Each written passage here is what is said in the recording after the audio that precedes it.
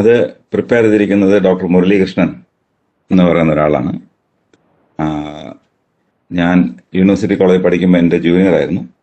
പിൽക്കാലത്ത് ഈ become a specialist in this area. Is written quite well. ഞാൻ ഈ സ്റ്റഡി മെറ്റീരിയലിനെ ഞാൻ അത് കാര്യമായിട്ട് നോക്കാൻ എനിക്ക് സമയം കിട്ടിയിരുന്നില്ല. But recent I went through it and I found it quite good. വളരെ നന്നായിട്ട് ചെയ്തിട്ടുണ്ട് Murali. So happy that you have the study material. ചില ഭാഗങ്ങൾ ഒത്തിരി എക്സോസ്റ്റീവ് ആണ്, എങ്കിലും generally it is good because linguistics is an important subject for you. And as I said, linguistics in the ഒരു 10-15 videos ഉണ്ട്. അത് ഒരരികെന്ന് എല്ലാം അതിനകത്ത് കവർ ചെയ്തിട്ടുണ്ട്. വിച്ച് ഐ ഹാവ് അതിന്റെ ലിങ്ക് ഞാൻ ടെലിഗ്രാമിൽ ഇട്ടിട്ടുണ്ട്. അത് നിങ്ങൾ പരീക്ഷയ്ക്ക് വേണ്ടി മാത്രമല്ല, നിങ്ങളുടെ പൊതുവായിട്ടുള്ള ഇംപ്രൂവ്മെന്റിനും അറിവിനും വേണ്ടിയിട്ട് അതെല്ലാ വീഡിയോസും കാണണം. അതിനകത്ത് നിങ്ങളുടെ സിലബസിൽ ഇല്ലാത്ത ഒരു 3-4 വീഡിയോ കാണാം. അതായത് ഇൻഡോ യൂറോപ്യൻ ലാംഗ്വേജസ്, ഈ മ്യൂട്ടേഷൻ എന്നൊക്കെ പറഞ്ഞിട്ട്, അതും നിർബന്ധമായും ലിറ്ററേച്ചർ ആൾക്കാർ അറിഞ്ഞിരിക്കേണ്ടതാണ്. അത് ഇപ്പോൾ സിലബസിന് അതിന് വലിയ പ്രാധാന്യം കൊടുക്കുന്നില്ല. ബട്ട് ഇറ്റ് ഷുഡ് ബി എന്നാണ് എൻ്റെ പേഴ്സണൽ ആയിട്ടുള്ള വിശ്വാസം. ബിക്കോസ് വെൻ അത് പഠിച്ച് ഈ മ്യൂട്ടേഷനും വവൽ ഗ്രഡേഷൻ, അതുപോലെ ഗ്രിംസ് ലോ ഒക്കെ നമ്മൾ അറിഞ്ഞിരിക്കുന്നത് വളരെ നല്ലതാണ്. ഒരു ഡയക്രോണിക് ആയിട്ടുള്ള ഒരു പഠനത്തിന്റെ ഭാഗമായിട്ട് അത് വളരെ ലളിതമായിട്ട് ആ വീഡിയോയിൽ ചെയ്തിട്ടുണ്ട്. നിങ്ങൾ സമയമുള്ളപ്പോൾ ഓരോന്നായിട്ട് കാണുക. യെസ്, നിങ്ങൾ ലിംഗ്വിസ്റ്റിക്സ് വീഡിയോസ് ഞാൻ നിങ്ങളുടെ അതായത് SD-യിലെ പഠിതാക്കളെ മാത്രം ഉദ്ദേശിച്ചല്ല, കുറച്ചുകൂടെ ബ്രോഡർ ആയിട്ടുള്ള ഒരു ഓഡിയൻസിനെ ഉദ്ദേശിച്ചിട്ടാണ് അത് ഉണ്ടാക്കിയിട്ടുള്ളത്. അത് ഇൻഡോ യൂറോപ്യൻ ഈ മ്യൂട്ടേഷനൊക്കെ ജർമാനിക് ലാംഗ്വേജസ് ആയതുകൊണ്ട് ലോകത്തിന്റെ മറ്റ് രാജ്യങ്ങളിലുള്ള ആൾക്കാരും അത് ഉപയോഗിക്കുകയും അതിനെക്കുറിച്ച് കമന്റ് ചെയ്യുകയൊക്കെ ചെയ്തിട്ടുണ്ട്. സോ അത് it will be very useful for you because English is a Germanic language. ആ കാര്യങ്ങളൊന്നും നമ്മുടെ സിലബസിനകത്ത് വരുന്നില്ല. Though I might have mentioned it. അപ്പൊ അതെല്ലാം മനസ്സിലാക്കാനായിട്ട് ആ വീഡിയോസ് ഹെൽപ്പ് ചെയ്യും. അല്ലാതെ ലിംഗ്വിസ്റ്റിക്സിന്റെ കാര്യങ്ങൾ ഒരു സ്റ്റെപ്പ് ബൈ സ്റ്റെപ്പ് ആയിട്ട് പറഞ്ഞിട്ടുണ്ട്. അതേസമയം നിങ്ങളുടെ ഇതിനകത്തുള്ള ചില ഭാഗങ്ങൾ അതില്ലാതെയുമുണ്ട്. അതുകൊണ്ട് വലിയ ഡിഫിക്കൽട്ട് അല്ലാത്ത ഭാഗങ്ങളാണ്, പ്രത്യേകിച്ച് അവസാനത്തെ യൂണിറ്റിലെ കാര്യങ്ങളാണ് അതിനകത്ത് ഇല്ലാത്തത്. Which are not difficult. അത് ഈസി ആയിട്ട് വായിച്ച് മനസ്സിലാക്കാവുന്നതേ ഉള്ളൂ. Okay, now we'll go to the syllabus. Topics to be covered. 4 units ആണുള്ളത്.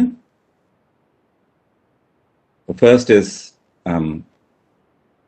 first unit പേര് ഇവിടെ മുകളിൽ കൊടുത്തു. Introduction to Linguistics എന്നാണ്. രണ്ട് From Traditional to Universal Grammar, Phonology, Semantics, Pragmatics and Other Fields of Linguistics എന്നാണ് അതിന്റെ പേര്. ഇപ്പൊ ലിംഗ്വിസ്റ്റിക്സ് എന്ന് കേൾക്കുമ്പോൾ പൊതുവെ ഒരു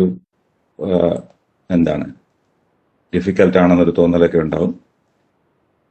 കുറച്ച് ഒരു കണക്കിന് നോക്കിയാൽ അതിനകത്ത് കുറച്ച് ഡിഫിക്കൽട്ടീസ് ഉണ്ട്. But we can manage it. You don't really have to go very deep into it. Therefore it is okay.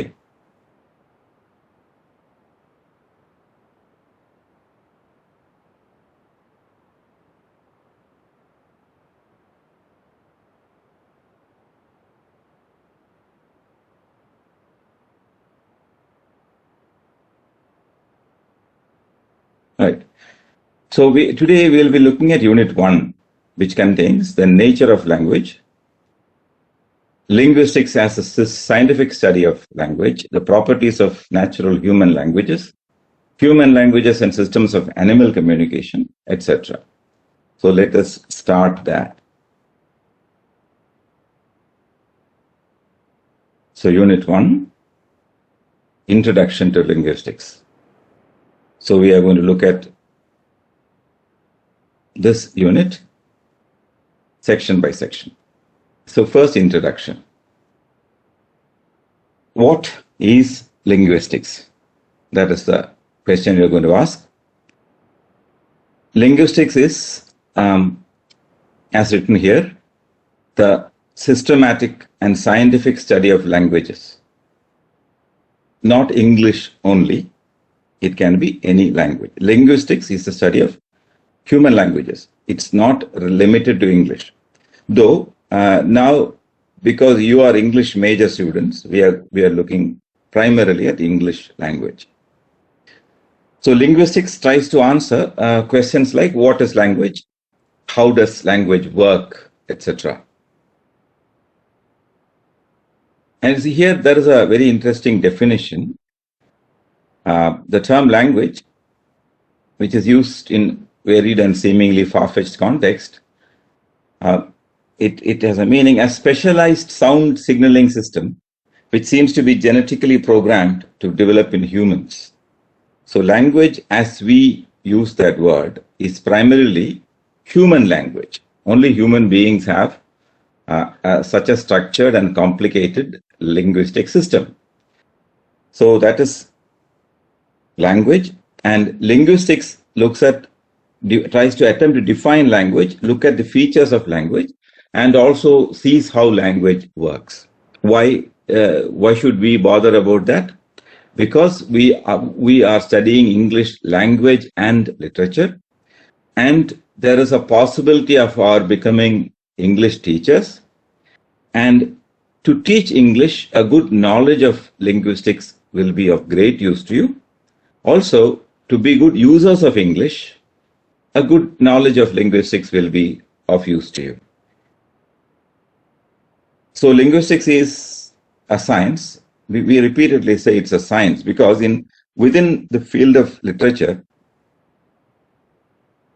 falls within the domain of partly in the domain of arts and partly in the domain of humanities in general, because today, though we say English literature, the boundaries have widened, and we don't talk about literature only.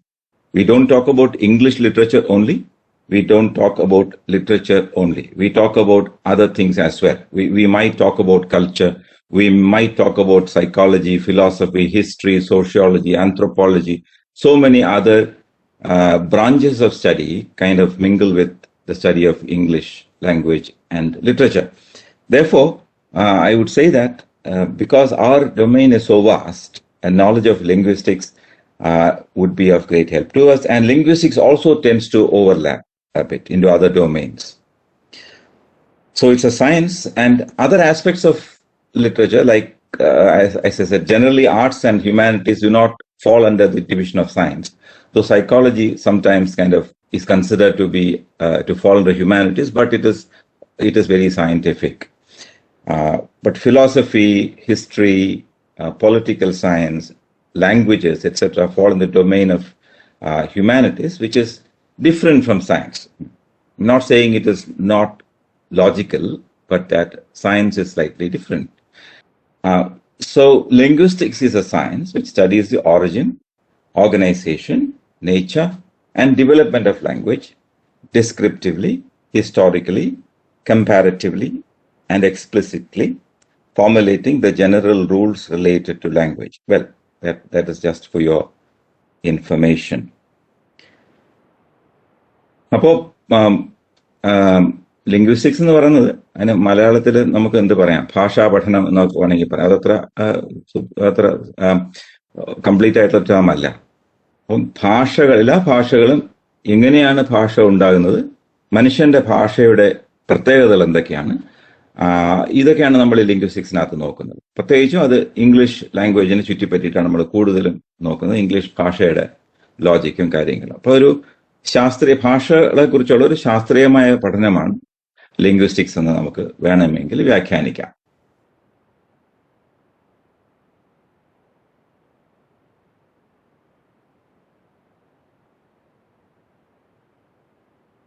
Chat ബോക്സിൽ ഒരു ചോദ്യം വന്നത്, ഈ class attend ചെയ്യാൻ പറ്റാത്തവർക്ക് എന്തെങ്കിലും രീതിയിൽ ഉപയോഗപ്പെടുത്താൻ പറ്റും. രണ്ടു മൂന്ന് കാര്യങ്ങളുണ്ട്, അതാണ് ഞാൻ പറഞ്ഞത്. മിക്കവാറും നമ്മുടെ ക്ലാസ്സുകളെല്ലാം ഓൾറെഡി അതിന്റെ വീഡിയോകൾ ഉണ്ട്. അത് പിന്നെ നമ്മൾ ലൈവായിട്ടൊരു ക്ലാസിന്റെ ഒരു ഡൈനാമിക്സിൽ നിന്നും അത് വ്യത്യാസമായിരിക്കും, എങ്കിലും നിങ്ങൾക്ക് അത്യാവശ്യം അത് ഉപയോഗിക്കാം. പിന്നെ വേറൊരു കാര്യം, ഞാൻ എടുക്കുന്ന ക്ലാസ്സുകൾ ഞാൻ റെക്കോർഡ് ചെയ്തിട്ട് അതിനെ എഡിറ്റ് ചെയ്ത് നിങ്ങൾക്ക് അവൈലബിൾ ആക്കുകയും ചെയ്യാം. അതുകൊണ്ട് പരമാവധി സപ്പോർട്ട് നമ്മുടെ ഭാഗത്തു നിന്ന് ഉണ്ടാവും. Okay, that is linguistics. Yeah. Modern linguistics is referred to as a science. So it is a science. When you say that linguistics is a science, then it would definitely have a set of features which make it scientific. What are they? We are looking at the scientific aspects. We are trying to kind of define what a science is and what happens in a scientific study of something. So here it is a scientific approach to languages, and what are the features that make linguistics a science? So observation. A scientist observes a series of phenomena in everyday life, collects data impartially. Impartially is an important word. Classifies them, and then you come out with some general principles. That is what happens in science. You observe things, then you collect data, and then come to certain assumptions based on that. So that is what happens in physics, in life sciences, etc. We do that all the time. And then, based on the information they have, through a process of induction, they come to general statements governing the phenomena observed. That is the next thing that happens. You observe facts, you put these facts together, you analyze them, you study them very closely, and you draw inferences. You come to certain general statements about what happens.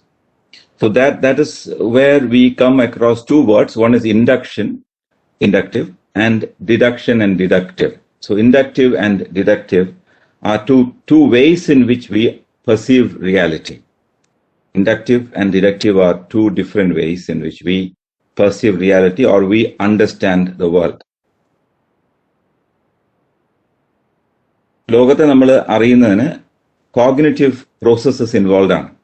In the brain, cognitive processes are involved. Cognition means understanding, trying to understand external reality. External reality is very deceptive, and you need to apply your mind very cautiously and go about it using your sense of reason, analytical powers, logical reasoning, critical thinking, etc., and study it and come to conclusions. So your reasoning, the way your cognitive processes work, can be in two ways, inductive and deductive. So this is important because generally for any study, a knowledge of what inductive and deductive reasoning is will help you. Let us look at that in another presentation. I have prepared a brief one. We are going to look at what inductive and deductive reasoning are. Here you have a picture, and because we live in this part of the world where there are plenty of trees, and we do not live in a Sahara desert, or we do not live in an arid place like Rajasthan, or maybe a desert kind of place like Utah in America, or a highly snowy place like Siberia.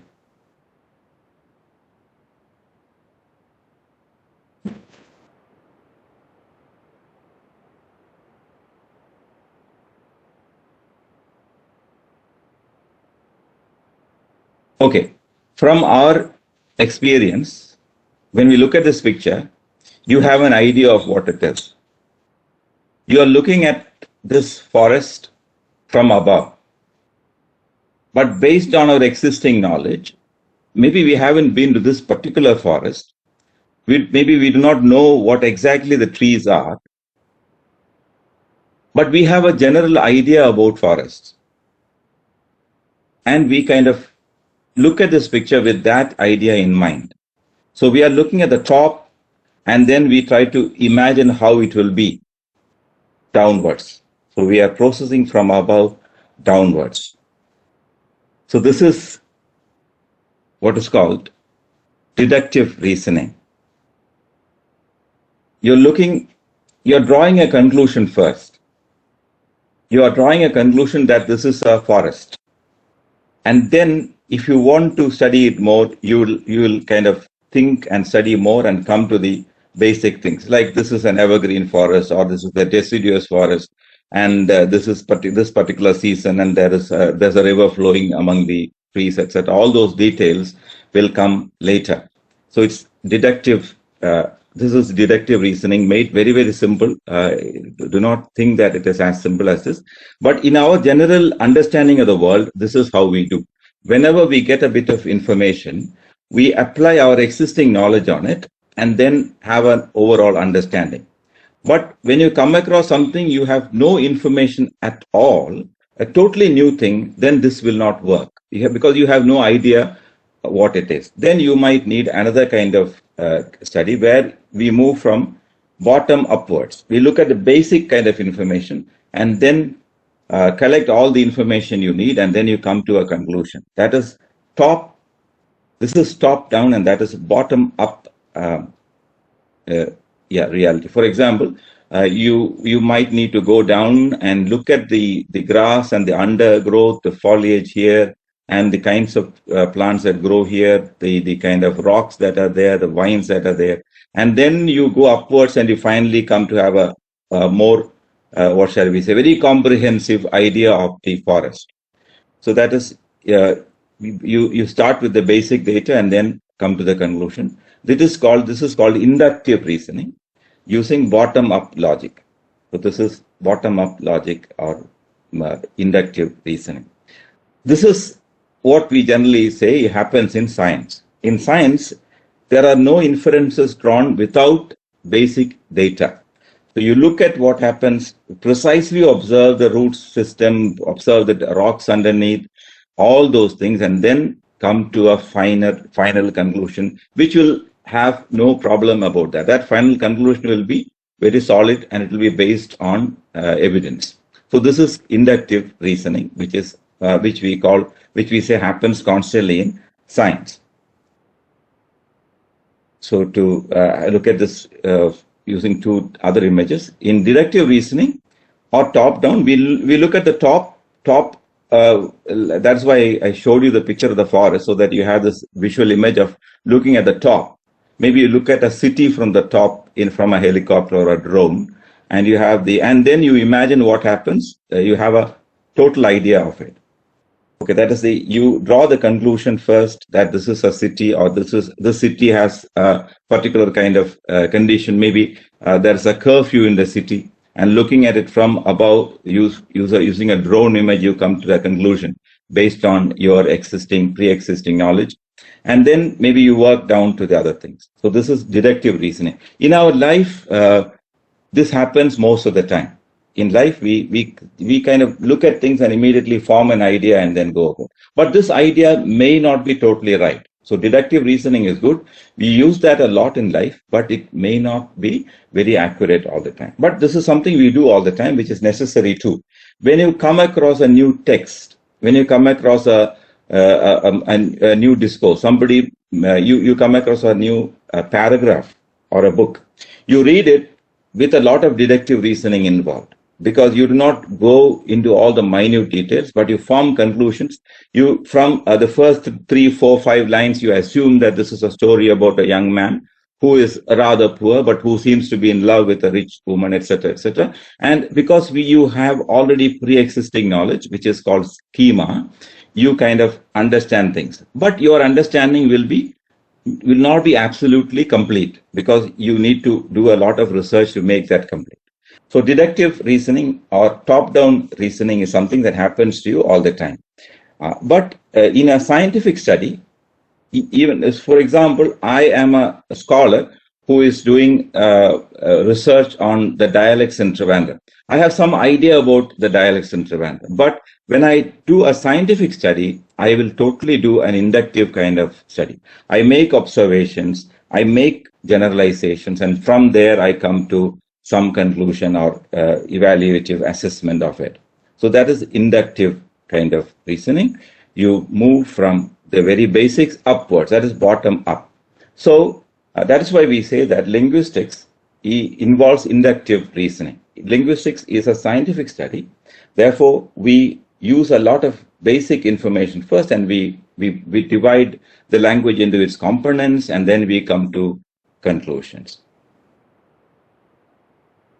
Okay, to conclude, deductive reasoning means moving from the general to the particular. You have the general first, you have a overall view first, and then we look at the final components. So from the general understanding of an utterance to its final points. For example, if somebody says that it looks like it's going to be cats and dogs this evening.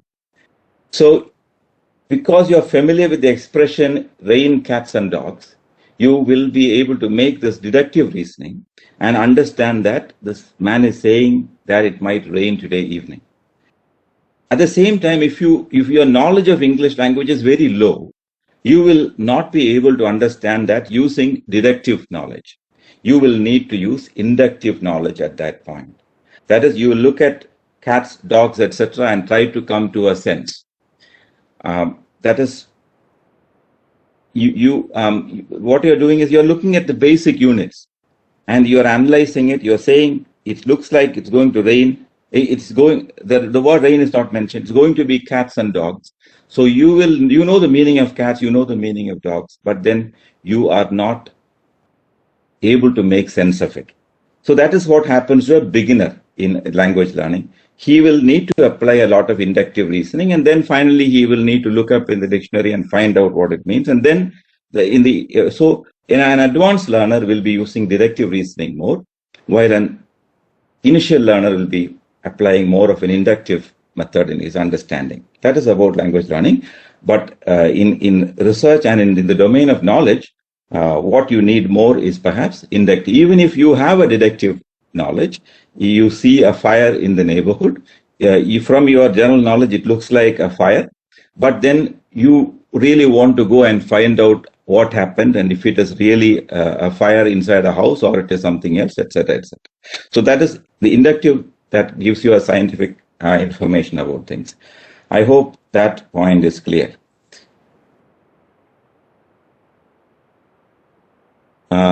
കുറെ പേർക്ക് കയറാൻ പറ്റുന്നില്ല.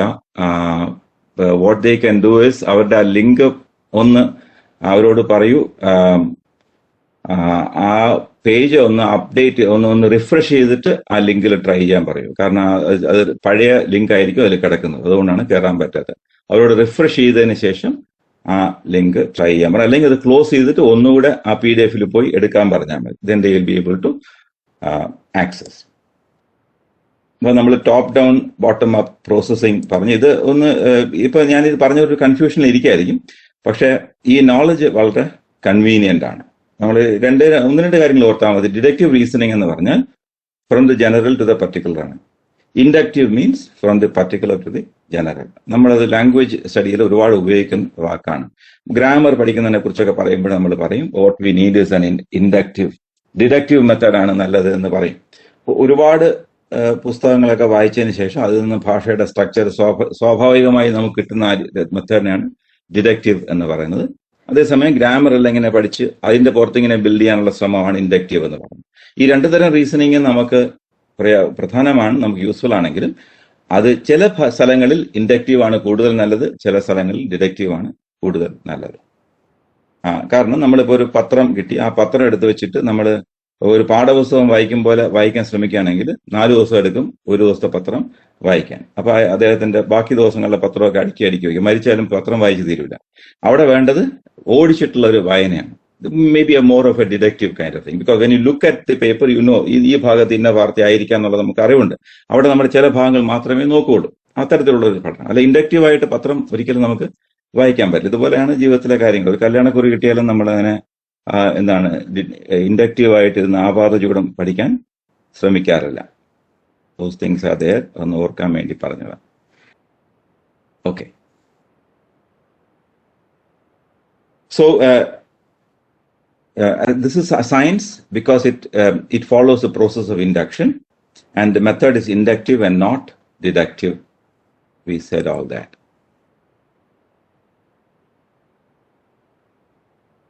Right. And in another aspect that makes linguistics scientific is experimentation. The scientist conducts experiments to test whether the observed fact fits the hypothesis formulated. You have a set of hypothesis and you work on that. So when you do research in linguistics or in English language teaching, you'll use many scientific tools. Unlike when you do a literature-based study in linguistics, or applied linguistics, because English teaching comes under applied linguistics, you will be using many scientific tools, analytical tools. And so finally, based on inductive and deductive reasoning, you come up with the formulation of a law. So that is very important, formulation of a law. So here you must have a clear idea of what we mean by law. So don't walk on this particular side of the road. That is the law. It is not that law we use here. Law is used with a different sense. So based on, let's read this. When the scientist is dissatisfied with the hypothesis, accounts accurately for most of the data, he formulates his hypothesis as a law.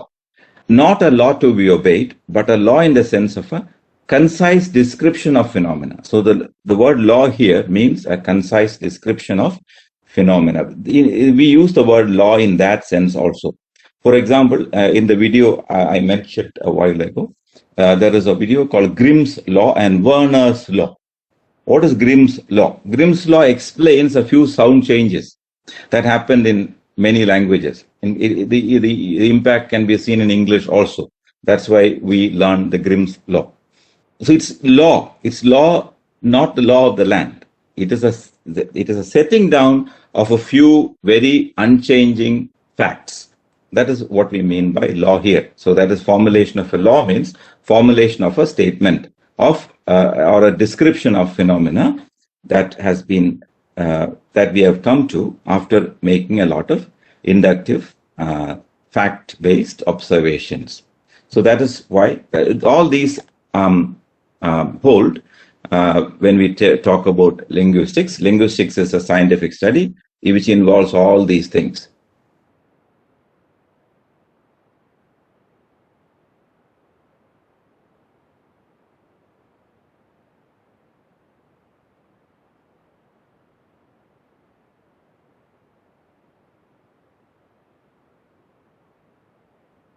അതെ, നമ്മുടെ ഈ online class ഏത് പ്ലാറ്റ്ഫോമിൽ ആണ് നമ്മൾ ഉപയോഗിക്കുന്നതെങ്കിലും അതിനകത്ത് പ്രശ്നങ്ങളുണ്ട്. കാരണം ഈ കണക്ടിവിറ്റിയുടെ പ്രശ്നം, കാലാവസ്ഥയുടെ പ്രശ്നം, ഇലക്ട്രിസിറ്റി ഉണ്ടാകാതിരിക്കുക തുടങ്ങിയ ഒരുപാട് പ്രശ്നങ്ങളുണ്ട്. അതുകൊണ്ട് അതാണ് ഞാൻ വീണ്ടും പറയുന്നത്, ക്ലാസ്സിന് പുറമെ ഓൾറെഡി ഇതിൻ്റെയൊക്കെ വീഡിയോസ് ഉണ്ട്. ക്ലാസ്സുകളുടെയും പരമാവധി recordings will be made available. അതുകൊണ്ട് നിങ്ങൾക്ക് അതിനെക്കുറിച്ച് യാതൊരു ഉത്കണ്ഠയും വേണ്ട. നിങ്ങളെക്കാൾ കൂടുതൽ അതിനെക്കുറിച്ച് ഞാൻ ബോധവാനാണ്. പറ്റുന്ന കാര്യങ്ങളെല്ലാം അതിനു വേണ്ടിയിട്ട് ചെയ്യും.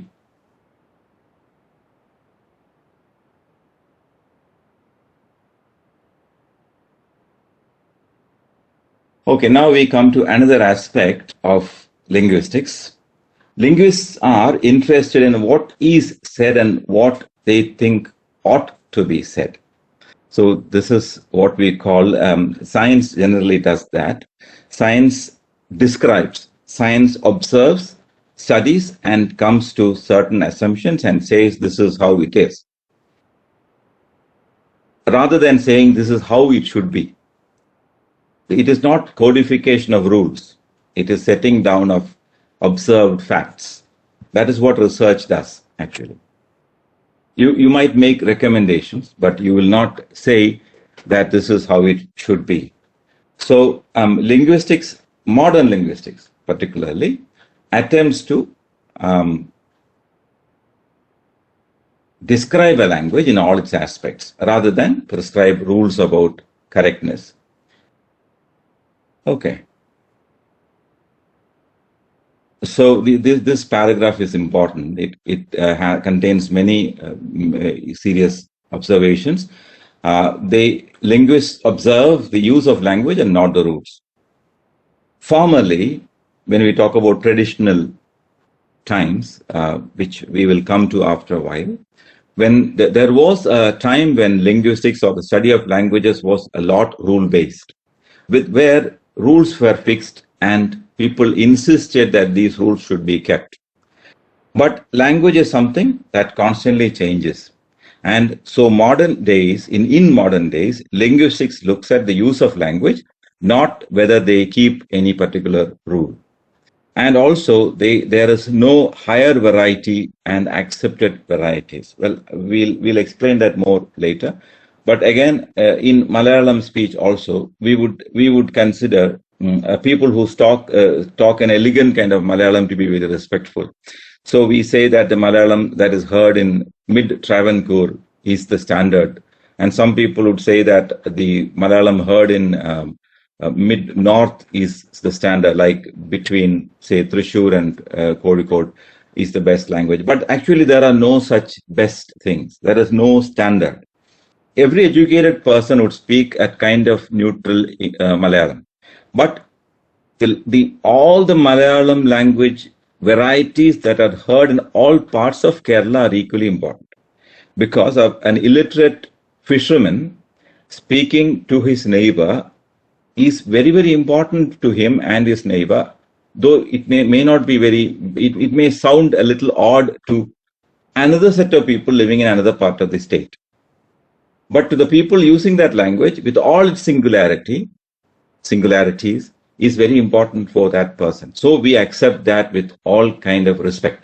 So there is, we accept all varieties. We do not insist that the other day I was interacting with some students in Calicut region, and I heard them talk Malayalam, and his teacher was asking cordially, is it raining? And he said, Cherungane Mala peyyunnu. So that is, Cherungane means Cherudayitte. So that is his dialect. To him, that is very important. You cannot laugh at him and say, you shouldn't say Cherungane, it should be something else.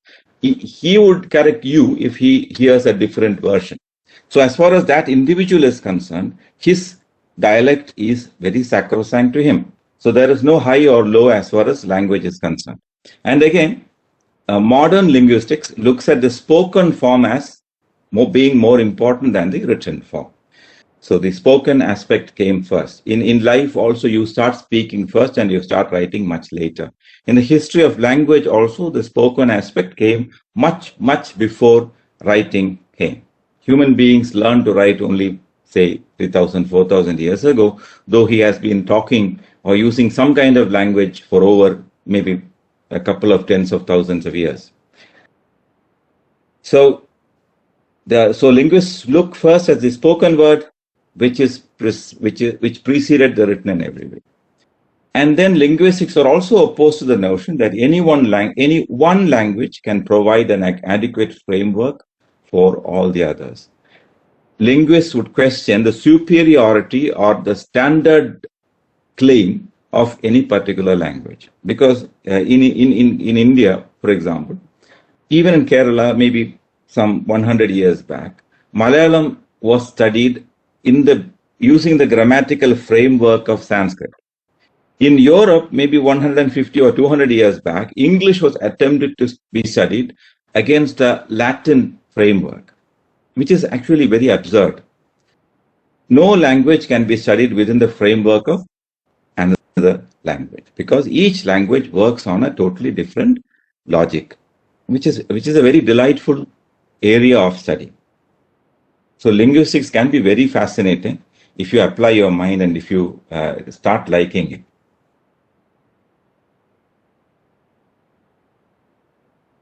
അപ്പോൾ അതാണ് നമ്മൾ ലിംഗ്വിസ്റ്റിക്സിനെ കുറിച്ചുള്ള introductory ആയിട്ടുള്ള കാര്യങ്ങൾ. ഇതിൽ പറയുന്ന പല കാര്യങ്ങളും നമ്മളിനി റിപ്പീറ്റ് ചെയ്യും. അത് കൊണ്ട് ഇതെല്ലാം ഒന്ന് ശ്രദ്ധിച്ചോളൂ. ഓക്കെ, ചില ഭാഗങ്ങൾ I leave because it's very detailed. You can read later. Okay, ഞാൻ ഈ സയൻസ് ആണോ എന്നുള്ള ഭാഗം നമ്മൾ ഓൾറെഡി പറഞ്ഞു കഴിഞ്ഞു. ലിംഗ്വിസ്റ്റിക്സ് ഒരു സയൻസ് ആണ്. Linguistics takes A empirical rather than a speculative or intuitive approach. നമ്മുടെ ഡിഡക്റ്റീവ് റീസണിങ്, ഡിഡക്ഷനിൽ വരുന്ന കാര്യമാണ്. ഇൻറ്റ്യൂഷൻ എന്ന് പറഞ്ഞാൽ നമുക്ക് തോന്നുന്നതാണ്. ഒരു കാര്യം കണ്ടു കഴിയുമ്പോൾ ഇന്നതാണ് എന്ന് പെട്ടെന്ന് നമ്മളങ്ങ് അസസ് ചെയ്യും. അത് നമ്മുടെ എക്സ്പീരിയൻസ് വെച്ചിട്ടാണ് നമ്മളത് ചെയ്യുന്നത്. നമ്മൾ ഭാഷ പഠിക്കാൻ ശ്രമിക്കുമ്പോൾ നമ്മൾ ഇംഗ്ലീഷിൽ അല്ലെങ്കിൽ മലയാളത്തിലൊക്കെ സംസാരിക്കാൻ നോക്കുന്നു. നമ്മളൊരു സിനിമയുടെ പോസ്റ്റർ കാണുമ്പോൾ തന്നെ നമ്മൾ ഇത് ഇന്നതായിരിക്കും നമുക്ക് ഏകദേശം ഒരു ഐഡിയ കിട്ടും. അത് എന്തുകൊണ്ടാണ് നമുക്കിത് പറ്റുന്നത്? അല്ലെങ്കിൽ നമ്മളെ ഫോണിൽ വിളിക്കുമ്പോൾ അയാൾ സംസാരിച്ച് തുടങ്ങുന്ന രീതി കേൾക്കുമ്പോൾ തന്നെ നമുക്ക് ഏകദേശം മനസ്സിലാവും എന്താണ് അവിടെ സംഭവിക്കാൻ പോകുന്നത്, എന്ത് തരത്തിലുള്ള കോൾ ആണെന്നൊക്കെ നമുക്ക് മനസ്സിലാവും. This is based on our experience. നമ്മുടെ പ്രയർ എക്സ്പീരിയൻസിനെ ബേസ് ചെയ്തിട്ടുള്ളതാണ്. അത് നമ്മുടെ മനസ്സിൽ എല്ലാത്തിനെ കുറിച്ച് ഒരുപാട് പാറ്റേൺസ് നമ്മുടെ മനസ്സിൽ ഫോം ചെയ്യും. നമ്മളിങ്ങനെ മുതിർന്ന് വരുംതോറും, ജനിച്ച് വളർന്ന് കോഗ്നിഷനിലൊക്കെ സ്ട്രോങ് ആയി വരുന്ന മുറയ്ക്കും throughout your life you will be forming different patterns ഇങ്ങനെ ഫോം ചെയ്ത് നമ്മുടെ മനസ്സാകുന്ന ഹാർഡ് ഡിസ്കിനകത്ത് ഇങ്ങനെ സൂക്ഷിച്ചു വെക്കും. അപ്പൊ നമ്മളൊരു പുതിയ ഇൻഫർമേഷൻ വരുമ്പോൾ നമ്മൾ ആ ഒരു ഫ്രെയിം വർക്കിന് എഗൻസ്റ്റ് ആയിട്ടാണ് അതിനെ മനസ്സിലാക്കാൻ ശ്രമിക്കുന്നത്. അപ്പൊ അതിൽ നമുക്ക് പരിചയമില്ലാത്തൊരു കാര്യം വരുമ്പോൾ ഒരു അമ്പരപ്പൊക്കെ ഉണ്ടാവും. അപ്പൊ ഈ പരിചയമില്ലാത്ത കാര്യം പക്ഷെ നമ്മൾ കുറെ കഴിയുമ്പോൾ നമ്മൾ അസിമുലേറ്റ് ചെയ്തിട്ട് നമ്മുടെ ഒരു സിസ്റ്റത്തിനകത്താക്കി വെക്കും. ഇങ്ങനെയുള്ള ഓരോന്നിനെയും ഓരോ സ്കീമ എന്ന് പറയും. അപ്പൊ നമുക്ക് ഒരു മാർക്കറ്റ് പ്ലേസിൽ പോകുമ്പോൾ ഉണ്ടാകുന്ന സംഭവങ്ങൾ എന്തൊക്കെയാണ്, അതിന്റെ ഒരു സ്കീമ നമ്മുടെ മനസ്സിലുണ്ട്. അപ്പൊ നമ്മളത് തയ്യാറായിട്ട് നമ്മൾ അതനുസരിച്ച് കടയിലേക്ക് പോകും. പ്ലാസ്റ്റിക് ബാഗുകൾ ഇപ്പം അത്ര നല്ലതല്ല എന്നറിയാവുന്ന നമ്മൾ ഒരു പക്ഷേ ഒരു ബാഗും കൊണ്ട് കടയിലേക്ക് പോകുമായിരിക്കും. That is because we have a schema available. ഇതുപോലെ എല്ലാ കാര്യം ബാങ്കിൽ പോകുമ്പോൾ എന്താണ് പ്രതീക്ഷിക്കേണ്ടത്, ബാങ്കിൽ പോകുമ്പോൾ ഉള്ള ആന്റിസിപ്പേറ്റ് ചെയ്യാൻ സാധ്യതയുള്ള ലാംഗ്വേജ് ട്രാൻസാക്ഷൻസ്, അവിടെ പോകുമ്പോൾ നമുക്ക് ചെയ്യേണ്ടി വരുന്ന കാര്യം ഇതൊക്കെ കൂടെ കൊണ്ടുപോകണം. ഇതിനെക്കുറിച്ചെല്ലാം നമുക്കൊരു സ്കീമ നമ്മുടെ മനസ്സിലുണ്ട്. അപ്പൊ അതാണ് നമ്മുടെ പ്രീ എക്സിസ്റ്റിംഗ് നോളജ്. അപ്പൊ നമ്മൾ റീസണിങ്ങിനകത്ത് ഈ ഡിഡക്റ്റീവ് റീസണിങ്ങിൽ നമ്മൾ ഈ സ്കീമയാണ് ഉപയോഗിക്കുന്നത്. നമ്മളത് വായിക്കുകയോ ഗ്രഹിക്കുകയോ മനസ്സിലാക്കാൻ ശ്രമിക്കുമ്പോൾ ഇമ്മീഡിയറ്റ്ലി നമ്മുടെ മനസ്സിൽ ഓൾറെഡി ഉള്ള സ്കീമയെ അപ്ലൈ ചെയ്യും. പിന്നെ അതിന്റെ പുറത്ത് നമ്മൾ ബിൽഡ് ചെയ്ത് പോകും. ഇൻഡക്റ്റീവ് റീസണിങ്ങിൽ നമ്മൾ സ്കീമ ഉപയോഗിക്കും. നമ്മൾ ബേസിക്സ് ഇന്ന് പഠിച്ചു തുടങ്ങുമെന്ന് പറഞ്ഞല്ലോ, സയൻസ്. നേരത്തെ I showed you the image, I will show you the image again.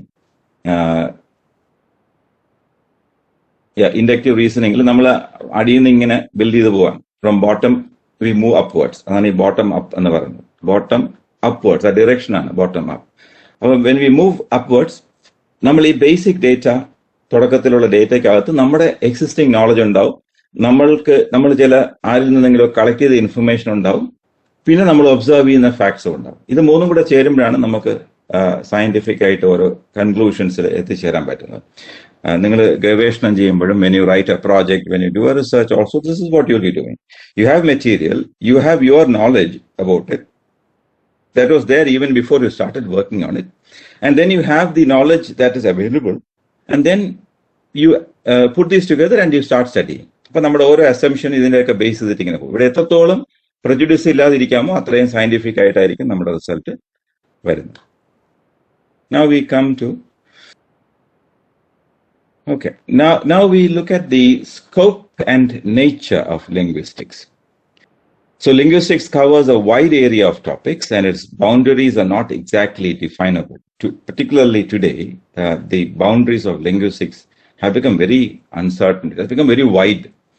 You talk about forensic linguistics. So all kinds of maybe 100 different branches of linguistics can be there. When you investigate a case, an expert might be able to help in terms of deciphering the language that a person uses, that is spoken language. And maybe you'll need to identify somebody's handwriting. So there is a forensic application of linguistic knowledge. And so many, psycholinguistics, computational linguistics, so many linguistics are there. Now let us look at this image. Look at different branches of linguistics which occur in the peripheral circle here, and the essential elements of linguistics which are encompassed in these inner circles. So maybe central would be phonetics, then phonology. We'll be looking at this in detail. So phonetics, then phonology. Maybe these together will form one entity. So you have sounds at the center, and then you have syntax, you have semantics, you have pragmatics. In between there is morphology, which maybe they have included within syntax. Morphology is important. So you have phonetics, phonology, morphology, syntax, semantics. Syntax is the order in which you arrange words. So whether I say I am going home or going home I or home going I, that is syntax. From what I said, you might have felt that in English syntax is fixed. So I always have to say I am going home. I cannot say going home I. Well, poetically I might say that, but cow eats grass. When you change the order, it becomes eats grass cow or grass eats cow. So So then the sense is lost. In English, that the syntax is very rigid, whereas in Malayalam that is not so. Njan pogunnu, njan veetil pogunnu. Pogunnu njan veetil. Veetil pogunnu njan. Whichever way I say, the meaning is conveyed. That is because in Malayalam, the syntax is not rigid. Why is that? That is something we will discuss a little later. Semantics is a study of meaning. Pragmatics is the study of how all these things work out in life. So all these things are components. We will be looking at all these. This is basically, in the next sessions, we will be looking at phonetics, phonology, morphology, syntax, semantics, and pragmatics. And the peripheral circle, you have different divisions of linguistics. So linguistics, sociolinguistics, tells us how language works in a society. Perhaps it's the most important aspect or basic aspect of linguistics, because language is the product of a society. Language cannot exist without at least one additional person, as I said. You do not sit alone and use language. You can do that. You can meditate using language. You can write something in language. You can read something in language. But actual use of language in speech, primarily that is what language is meant for, will not happen without at least one person. So language is the property of a society. And language, within a society, language works in ways over which we have little control. That's what I was saying, that there will be different slangs, different dialectal variations, a lot of changes will keep happening to language when it works within a society. All those things are studied under sociolinguistics. We will do a bit of sociolinguistics in the course of the paper you are looking at. Then you have anthropological linguistics, philosophical linguistics, stylistics. Stylistics is applying linguistics in appreciating literary works. You have computational linguistics, which is related to artificial intelligence. Then you have applied linguistics. Well, applied, we teachers, I am, and you are preparing to be applied linguists. When you become teachers of English language, you are using applied linguistics. So then psycholinguistics, the relation between your brain and the way in which language develops in the brain, this is also very, very important branch and very complex and important. See, this philosophical linguistics, for example, helps philosophy more than it helps linguistics. But psycholinguistics helps language also. It gives us the language to talk about language. Psycholinguistics is a very crucial area. We will be looking at psycholinguistics also in the course of the paper. So these are the main divisions of linguistics. You have the divisions within the circles and in the peripheral circles.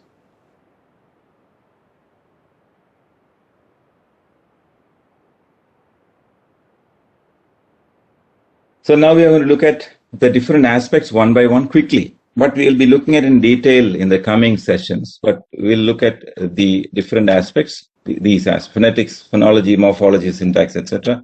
Phonetics is the study of human speech, and it is at the center because speech is the basic unit, and sounds are the most basic units of speech.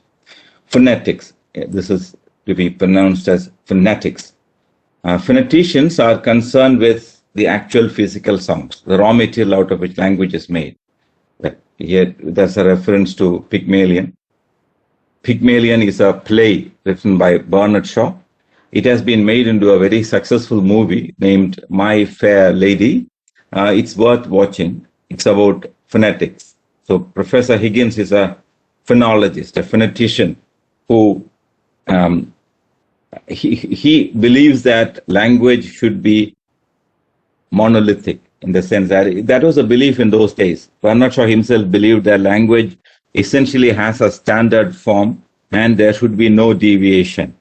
So in this play, you have Professor Higgins, who is a phonetician, who finds a flower girl who speaks a very rude kind of English. So he finds that English despicable. There is in the movie there is a song, "Speak." I wonder whether I should take this woman out and hang her for the cold-blooded murder of the English tongue. That's very conservative outlook towards language. The language, his language, the language of the elite in Britain, Higgins considers to be the proper one.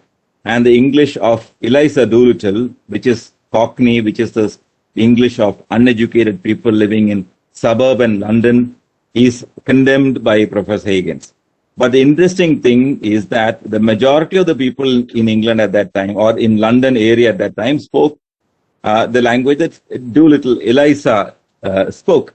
So that takes us back to the statement we made a while ago that there is no standard language. Modern linguistics is interested in all varieties of language and considers all varieties with equal significance. So Pygmalion is a very amusing play to read. Maybe I've read it 7 to 8 times, not recently though. And the movie is also exquisitely taken and it's eminently enjoyable. So that the play should be read by every literature language student, and the movie should also be watched by every language and literature student. But again, you must watch it with the notion that it's a very conservative approach towards language learning.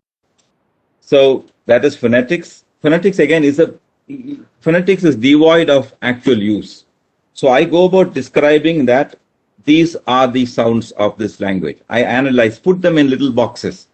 So I'm not worried about how these sounds come together and work in real life. I am only worried about those little languages. For example, in the movie, My Fair Lady, Eliza makes a long sound, ow kind of sound. And Professor Higgins counts and says there are about 120 vowels in her utterance.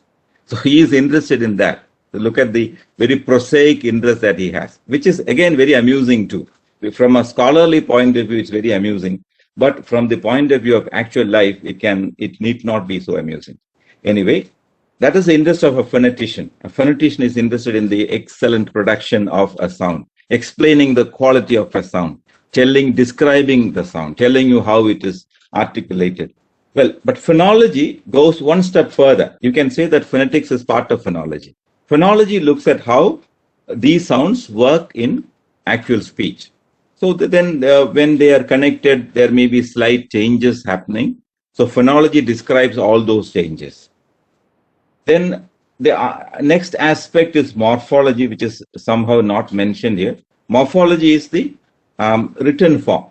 So you have the written form. Example, you say riverside, and then you write it riverside. And the written thing will be very different from the spoken thing. So in the written form, the shape of the written word is morphology. So that's again a very important part of linguistics. So from morphology, we move to semantics. Semantics is the meaning part. So you make utterances, and unless somebody else understands, there is no point. So semantics is important. Semantics is what looks at the meaning conveyed. Then you have syntax. Syntax is the order in which the words are arranged. You have the morphology study where words are studied.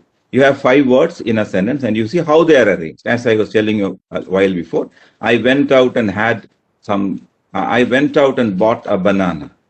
So there I went out and bought a banana.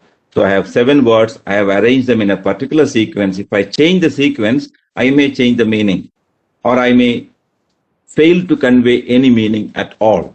So that is what semantics is. And sometimes people use the word semantics as an alternative for grammar, but that is not totally right. Grammar involves semantics, phonetics,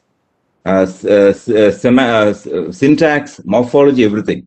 Because grammar is what helps you understand language. And grammar includes even pronunciation. So the word grammar actually stands out. It doesn't fit into the scheme that we are talking about. Grammar is a logic behind the language, which is encompassed in all these aspects.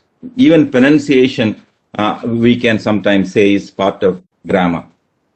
So these are important things. Yeah, we talked about.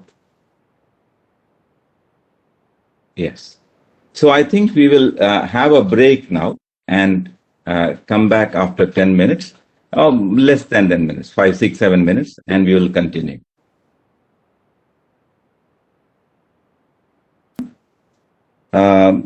the kind of language that helps computer to function better. Computer language ആണ് നമ്മൾ ഉദ്ദേശിക്കുന്നതെങ്കിലും അത് ഈ അതിനകത്തുള്ള ആൽഗരിതവും കാര്യങ്ങളും ഒക്കെ related ആയിരിക്കാം in a broad sense. പിന്നെ I know training here also. അണ്ണാറക്കണ്ണൻ പോയി കഴിഞ്ഞപ്പോഴത്തേക്കും ഇവിടെ മഴ തുടങ്ങി. പക്ഷെ നമുക്ക് ക്ലാസ് ഞാൻ ഇതിന്റെ പ്രധാന ഭാഗങ്ങളെല്ലാം ഷെയർ വിത്ത് യു. അതുകൊണ്ടൊന്നും ദുഃഖിക്കണ്ട. I will share the talk in the group, so don't worry about it. അഥവാ ഇടി വെട്ടിയാൽ നിങ്ങളുടെ ഫോൺ ഒന്നും ഡാമേജ് വരാതെ ഡിസ്കണക്ട് ചെയ്തോളൂ. So if you have a problem, we can't do anything but continue because മഴ ഇനി അങ്ങോട്ടൊരു regular feature ആയിരിക്കും. About computational linguistics, അതൊരു ഇമ്പോർട്ടൻറ്റ് ശാഖയാണെന്ന് എനിക്കറിയാവൂ. കൂടുതൽ അതിനെക്കുറിച്ച് പറയാൻ എനിക്കറിയില്ല. ഓക്കെ, ദാറ്റ് ഇസ് ഫോർ ദേവാനന്ദന്റെ ചോദ്യത്തിനുള്ള മറുപടിയാണ്. ഞാൻ പറയുന്നത് കേൾക്കാമല്ലോ ഇപ്പം? ഐ ഹോപ്പ് ഒരു ഓക്കെ ആരെങ്കിലും ഒന്ന് റേറ്റ് ചെയ്തേ. ഓഡിബിൾ ആണല്ലോ?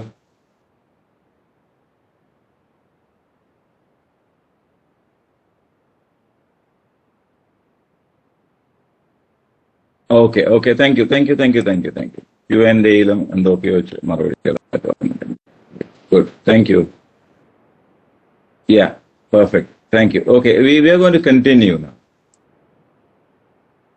So we are going to look at the features of language,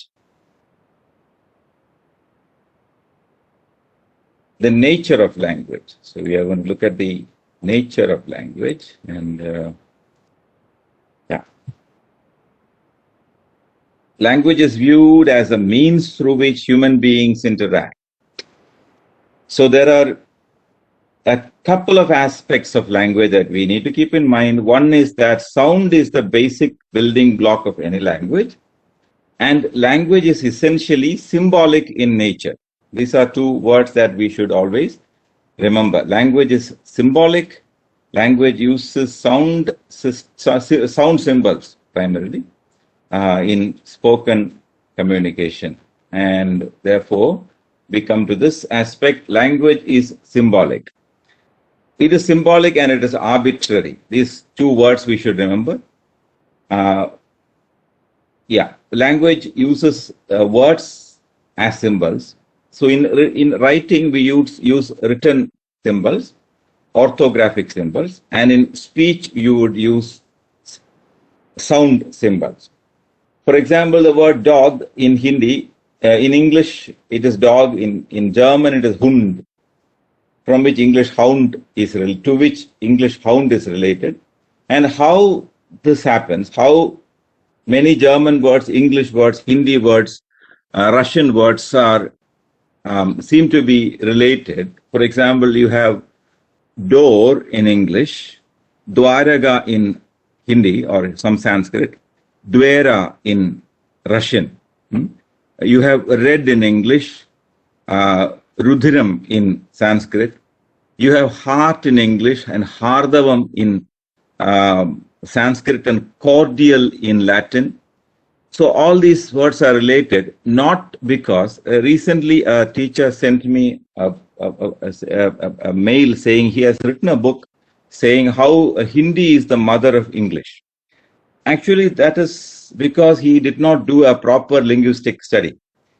You cannot say that English is the mother of Hindi or Hindi is the mother of English, because English, Hindi, modern German, Russian, they're all kind of cousins, you can say, because they all evolved from one single language, which existed maybe 5,000, 6,000 years ago. So we have a large language family called Indo-European language family, of which English is a member, German is a member, Greek is a member, Italian is a member, Iranian is a member, Russian is a member, Yugoslavian is a member, Baltic languages are members. Even the language spoken in Sri Lanka, Sinhalese, is a member of the Indo-European family. Very interesting. At the same time, in the southern part of India, Telugu, Kannada, Tamil, and Malayalam are not Indo-European languages. They may have many Indo-European words in them because they are borrowed words. For example, in Malayalam we have a randal, which is actually a corruption of the English word landar. I mean, we have landar vilakku or randal vilakku, which is a corruption of lantern. But that's a different thing. We borrowed from English. We adapted a word from English. But many Sanskrit, Hindi words have come into Malayalam. Therefore, many Malayalam words might sound similar to Sanskrit words. They are borrowings. That's a different thing. Hindi came from Sanskrit. Sanskrit is a mother language in this part of the world, from which Hindi, Marathi, Kashmiri, Bihari, Odia, all those languages gradually evolved. That always happens. At least it used to happen a lot in linguistic history. A language breaking into smaller languages.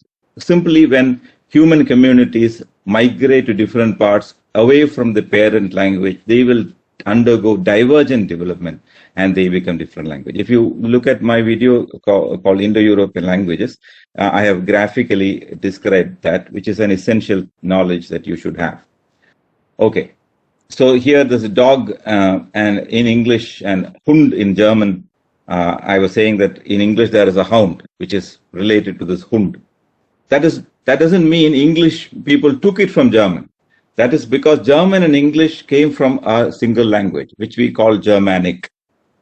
So yeah, all those we know. The word dog is an animal we all know. It has many different words in different languages. That is a simple fact that is attempted here.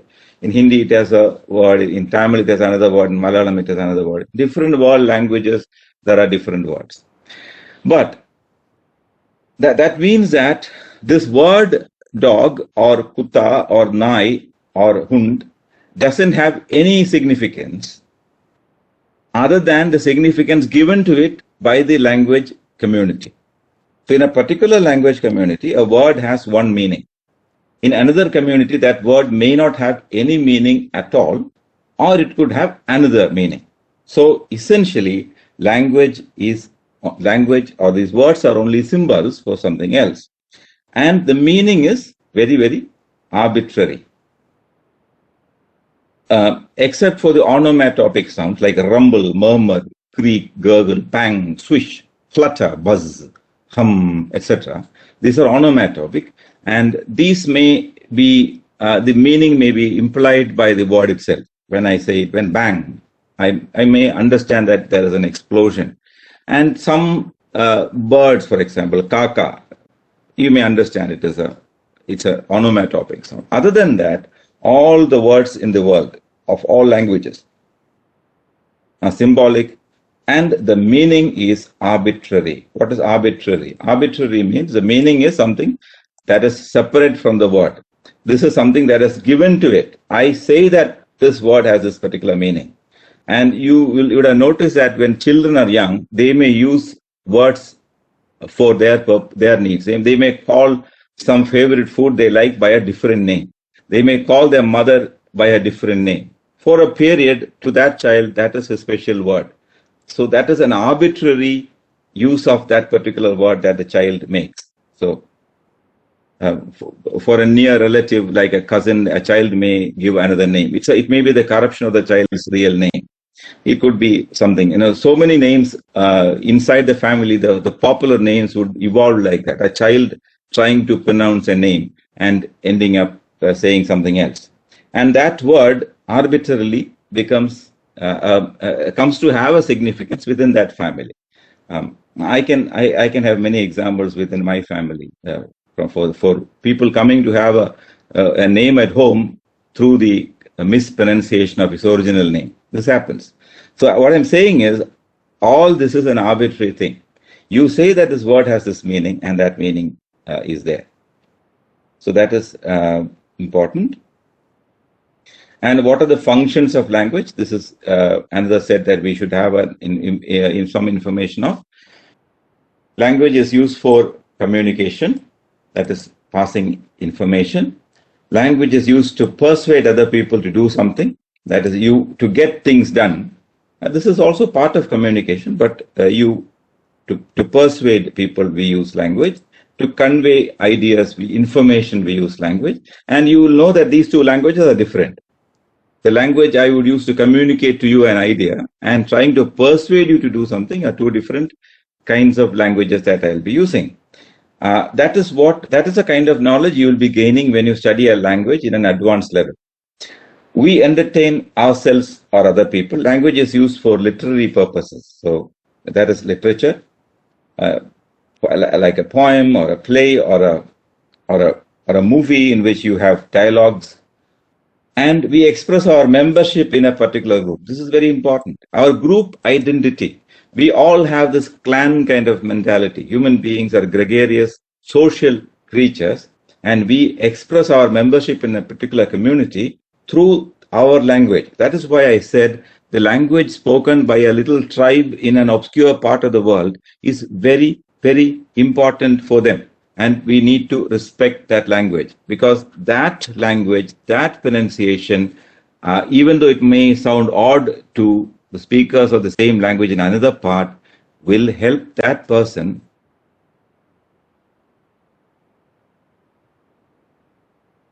this member moves out to another group, he maintains his individuality through his special brand of language.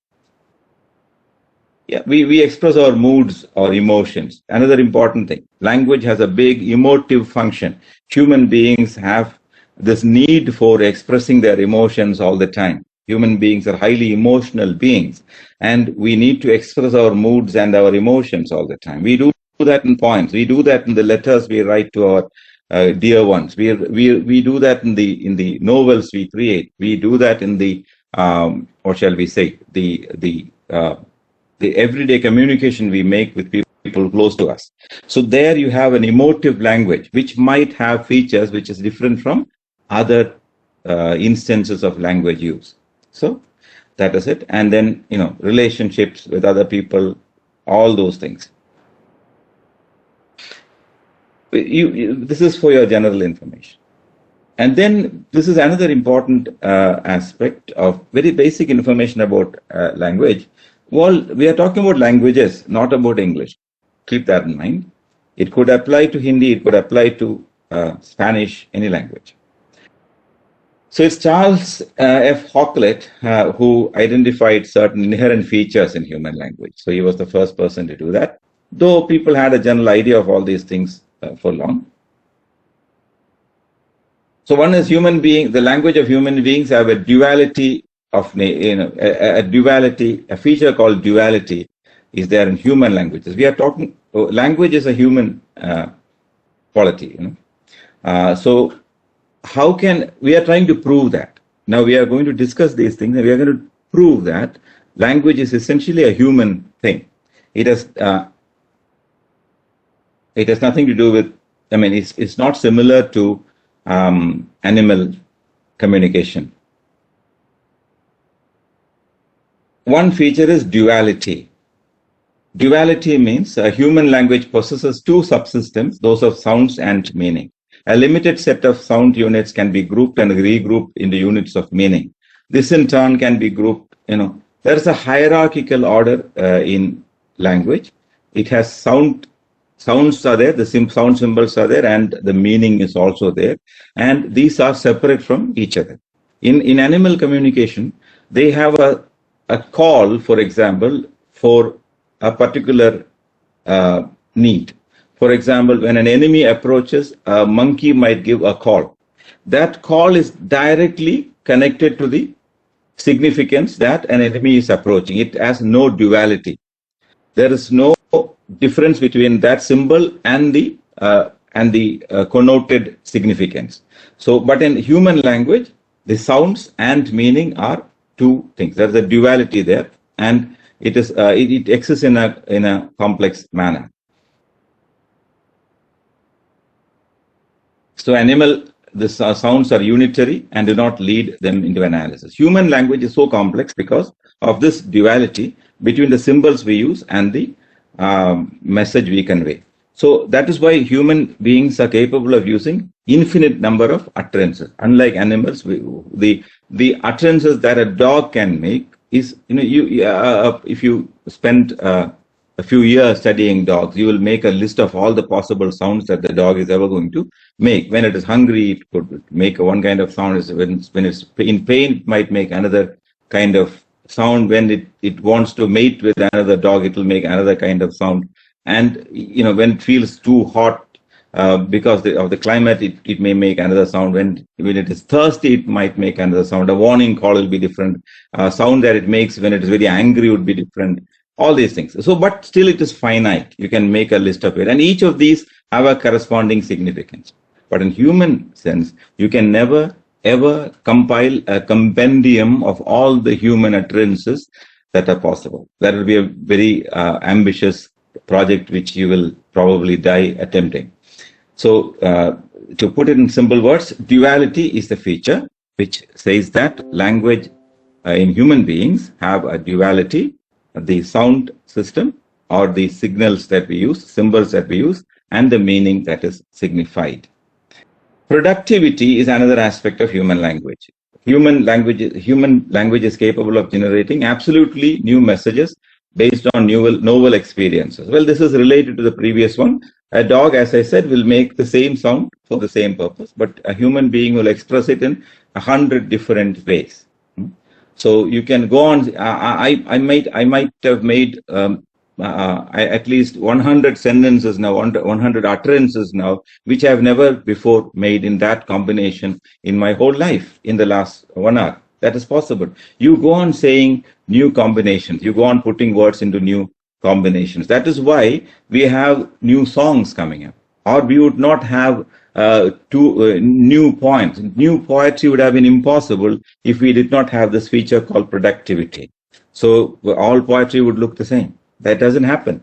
Even though we have millions and millions of poems, millions and millions of books, we still can have a new book. We can still have a new poem because of this quality called productivity.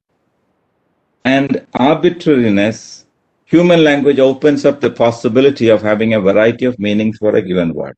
Well, but again, the one we said before, almost very similar. Arbitrariness means the word and the meaning is not connected. For example, a bee makes a particular dance to convey the idea that there is honey in maybe 800 yards from the hive, and it will make a particular dance. But whenever it has to convey that idea, he'll make the very same dance. But a human being would not do that. He might use a different way of presenting it in a different occasion. Arbitrariness. Displacement is another very interesting thing. Human communication can contextualize into any given situation, not just from the present circumstance. For example, you are hungry, okay, and you are okay. You had food and you are fine. 5 days later, you explain to somebody about your experience of hunger, and you relive that hunger through your words. So only human beings can do that. A dog cannot cry about a hunger that happened 4 days back. A dog cannot bark now because he was angry 3 days back. It can never do that. It will bark only if it is angry at that particular point of time. But a human being, like Hamlet's Hecuba, you remember the character, the actor who weeps for Hecuba. Who is Hecuba to him and he to Hecuba that he should weep for her. That's what Hamlet asks. Human beings have that quality. You can weep, you can express emotions even about people who are not known to you. You have that ability, the histrionic ability to recreate situations through language. That is displacement. You can talk about, this is closely related to the thing called creativity also. You can express emotions that you are not currently experiencing. That is one thing which we are here primarily talking about. This becomes important only when you understand that we are talking about qualities of language that human beings have and animals do not have. Specialization, human expression is a specialized activity. This is closely related to the previous one. We can talk about hunger when we are not hungry. We can talk about being tired when we are not tired. That kind of thing we can have. But in animals, that is not the case. You will see that the difference between these different qualities are very, very narrow. Interchangeability is another interesting feature. The roles of the speaker and the hearer in a communicative context is not mutually exclusive. Another thing is that among animals, the female animal would have a different cry, a set of cries which only the female of the species has, and a set of cry only the male of the species has. In human beings, that is not the case. Both male and female have the same language. They have the same language, and also only the phonation might be different. In a woman, you might have a different pitch level, but the language is basically the same. That is interchangeability. And also the speaker can repeat exactly the same thing that the listener can repeat exactly the same thing that he heard, even without a cause. For example, in animal communication, an animal might give a warning cry and the other animals will respond. They wouldn't sit and make the same cry unless such a situation arises. So, but human beings have that ability to do that. You are capable of producing the sound that you listened to. Finally, there are many more. There is a selection here, only 7 have been taken. Another thing is cultural transmission. This is perhaps the most important point is cultural transmission. I always remind students that language is the product of culture. Language is very closely associated with culture. So it is impossible to learn a language properly without learning a little bit about the culture of the language. For example, if you want to learn English, you have to learn English close to the culture. If you want to use English in international context, that is. So, very close to the culture languages. And it is transmitted through culture also. Because a human child is born with the ability to learn language, but it doesn't have language inside.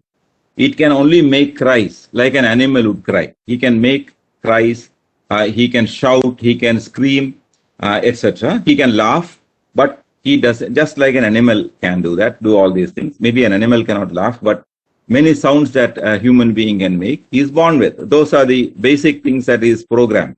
But language is something that he learns after that. If he never ever heard a word of human speech before, he will grow without any language at all. So if a child is born and it is brought up without exposure to language, which we cannot do, which we cannot even experiment because it would be a heartless thing to do, the child will grow up without a language. He will only make cries and symbols to communicate. That is a feature of, but at the same time, an animal is born with all the necessary communicative cries that it needs in its package. It will have that.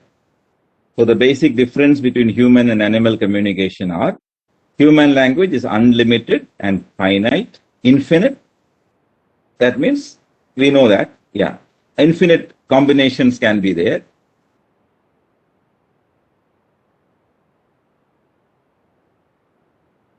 And in animal communication, there is a limitation to the number of calls.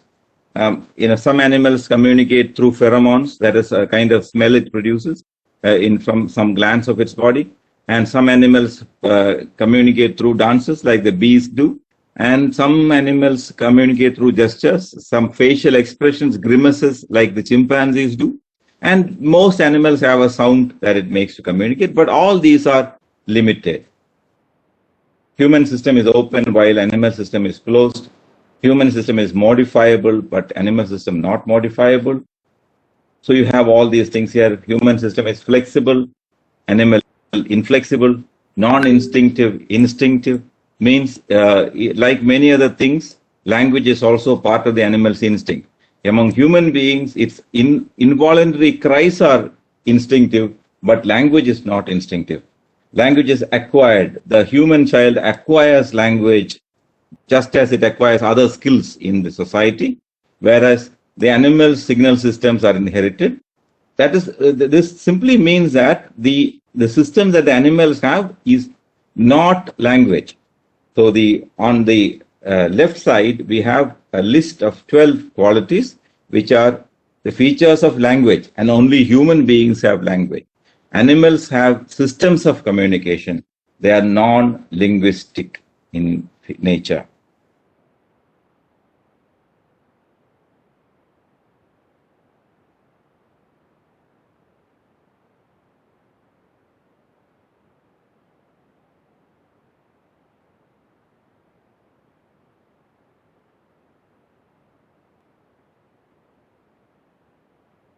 Okay, I understand that some of you are not able to hear. It happens all the time. Nothing can be done about it. നമ്മുടെ ഈ ചില സമയത്ത് അത് എൻ്റെ എന്താണ് ഭാഗത്തുള്ള പ്രശ്നം ആകണമെന്നില്ല അത്. കാരണം ഞാൻ ഒരു പ്രത്യേക മൈക്രോഫോണൊക്കെ വെച്ചിട്ടാണ് സംസാരിക്കുന്നത്. അതിനകത്ത് സൗണ്ട് കട്ടായി പോകാനുള്ള സാധ്യത വളരെ കുറവാണ്. നിങ്ങളുടെ ഇവിടെ നിന്നുള്ള ബാൻഡ് വിഡ്ത്തിന്റെയോ നിങ്ങളുടെ ബാൻഡ് വിഡ്ത്തിന്റെയോ ഇഷ്യൂ കൊണ്ടാണ് ചിലപ്പോൾ കേൾക്കാൻ പറ്റാത്തത്. അപ്പൊ അത് നമ്മൾ ഒന്ന് ക്ഷമയോടെ ഇരുന്ന് കഴിഞ്ഞാൽ അല്പം കഴിയുമ്പോൾ ആ പ്രശ്നം അങ്ങ് റിസോൾവ് ആയിക്കോളും. So don't worry if you find experience difficulty in hearing, it will be rectified after a while. Yes, reception problem ഉണ്ട്. Yeah, അതെ, that's another thing. Somebody has said try changing audio device in WebEx system. അപ്പോൾ നിങ്ങളുടെ listening കുറച്ചുകൂടെ improve ആകാം. Because നിങ്ങൾ ആദ്യമായിട്ടല്ലേ ഇത് ഉപയോഗിക്കുന്നത്. അതിനകത്ത് ചിലപ്പം ഏത് സ്പീക്കർ ആണെന്നുള്ളത് സെലക്ട് ചെയ്യുന്നതിൽ ഇഷ്യൂ കാണും. All such things are possible.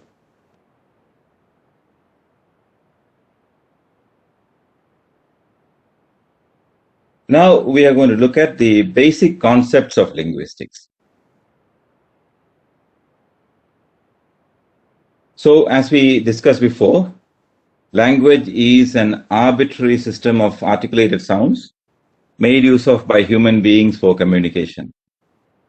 When a language is examined, its sounds, words, sentences, and meanings are studied. Though there are differences of opinion regarding the levels of language structure, the essentially agreed levels of analysis are phonological, morphological, syntactical, and semantical. So we are going to look briefly at what is phonology, what is morphology, what is syntax, and what is semantics.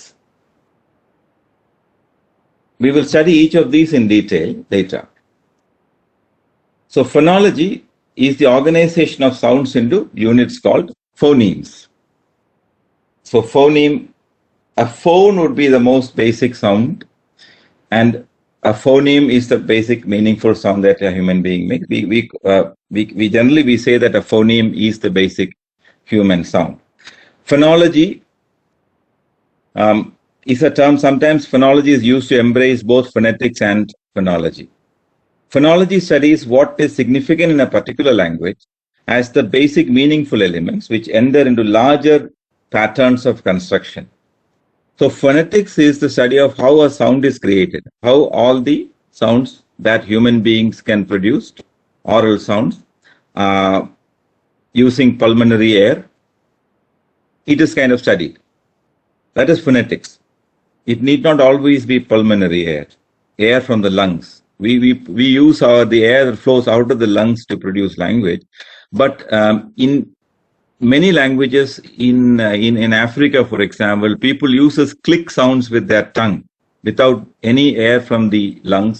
Also, people communicate using clicks with the tongue, and sometimes a sound is produced by taking the breath in, and the sound is produced at the throat. So things are possible in human speech, but basically it is the sound that emanates from the lungs, through the throat, through the mouth, through the nose, and then you have speech.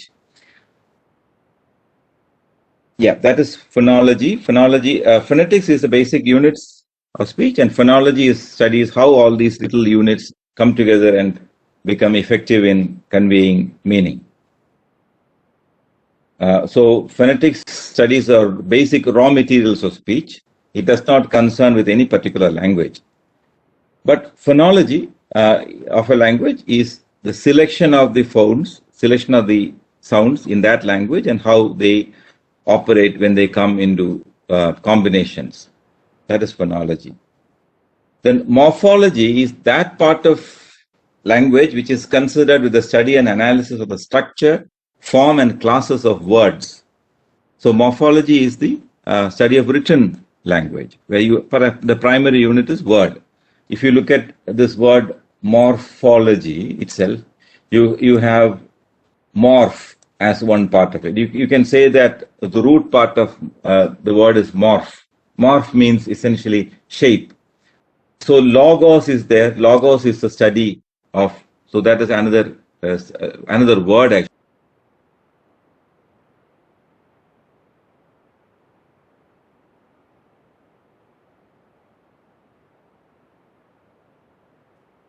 So such kind of analysis you can. This is a word which is made of two morphs, I can say. And let me look at and look at another here. Organize is one part and shin is another part. The shin is a suffix, organization. So you have organization, you have organize, and then a shin. There are two morphs are there. You can say that in this word there are two morphs. Here you have morpho and logi as two words. And here morphemes. Morpheme is one morpheme, and S is another morpheme. Okay. So I hope you understood. But we'll look at this in detail later, so you don't worry even if you do not understand. In discovery, again, is very interesting. This is a morph, which is a suffix. Cover is a root word, is again a morph, and morpheme. And you have ing as a suffix. So that is when you analyze the parts of a word. This is again another very interesting study, which will help you like language more, learn language more, and teach language better. Syntax is the order, the combination. Again, something that we discussed already, the combination of words into phrases, clauses, structures, sentences, etc. And then you have semantics. It deals with the study of meaning. So we said already several times that meaning in English is arbitrary. But semantics looks at this arbitrary way in which meaning is conveyed. It shows how new words are formed. It shows how the meaning changes from time to time. A word that had one meaning 100 years back today has another meaning. For example, we never had a word sanitize. We had and sanitizer. These words were there, but they were not part of everyday life. So we associated sanity with a condition of the brain, or your psychological state. But now we talk a lot about sanitizing. And curiously, the meaning of sane, health. Sane is basically the meaning of sane is health. That is why it is called sanitary. Sanitary means healthy, and sanitize, to make healthy. So we today have the meaning of sterilize or kill the germs, but sanity, sane essentially meant health. Later on, through a peculiar semantic change, I think euphemism was involved when people talk about the mental health. So sanity and sanatorium. Sanatorium was a place where you would go when you are not well. But today that word has come to have the meaning of a place where a mentally ill person is confined. So all these changes, every word has a story, and that opens a fascinating world if you look for it. So that is semantics. And now we look at some other aspects of linguistics. This chapter gives an overall picture, and then next session onwards, we'll be looking at specifics. Well, general linguistics, there's a description of general linguistics here. It supplies the concepts and categories in terms of which particular languages are to be analyzed. There is a descriptive linguistics, which is the basic feature of modern linguistics. We do not prescribe, as I said before at the beginning, we only describe. So we have descriptive linguistics and not prescriptive linguistics. We will talk about descriptive and prescriptive linguistics again later. Now you have two other words here, diachronic and synchronic. These are very interesting words. Diachronic study of language is the study of history of the language. So when I talked about how the Dravidian languages split up into modern South Indian languages, when I talked about the Indo-European family of languages, I was talking about diachronic linguistic study. That was diachronic linguistics, the history of the evolution of language. And that is diachronic. And when I say that Malayalam language has changed over the last 50 years, I'm making a diachronic report of it. If I'm looking at the kind of Malayalam spoken in the 80s, based on evidence in movies and other recordings, I will be making a synchronic study of the language. I am looking at the language of a particular place at a particular period of time. So it can be today, it can be present, it can be some point of time in the past. Then it would be synchronic. Even if I'm studying the features of a language that as it existed 20 years or 100 years or 200 years back, it would be synchronic if I'm looking at it at a particular point of time. But when I look at its evolution over time, it would be diachronic. I hope you understood that. We'll come to that. All these things will come again. So no worries. So theoretical linguistics is opposed to general linguistics. So general linguistics supplies the concepts and categories in terms of which particular languages are to be analyzed. And in theoretical linguistics, we look at the theoretical structure and framework. Language with a view to construct a theory of their structure and functions without regard to any practical applications. We need both theoretical linguistics and applied linguistics or general linguistics.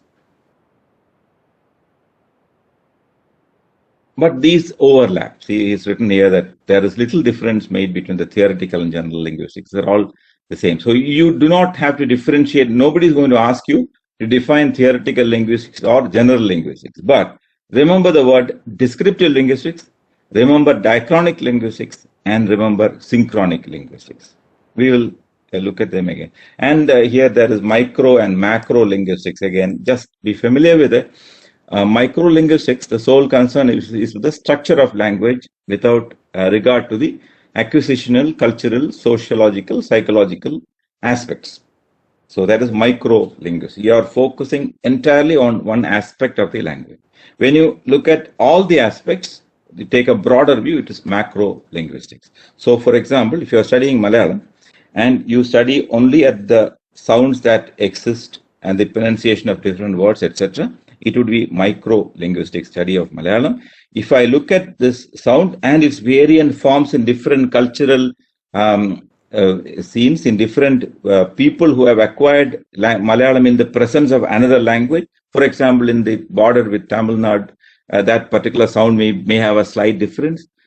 All these things, and the psychological condition of the learner and his physiological features, all things are taken into consideration. It would be macro linguistics. But generally, we are more interested in this macro linguistic aspect. So because we learn language for communication, we learn language to be able to communicate efficiently in that particular language and be successful. Therefore, we are more interested in the macro linguistic aspect. But you also might need to have micro linguistic skills if you want to specialize in this area. And two other words here are comparative linguistics and contrastive linguistics. Just be familiar with all these words. Don't worry if you have forgotten one or two. It's not going to make any difference. Comparative linguistics, again, it's from the very word you will probably understand. It is comparing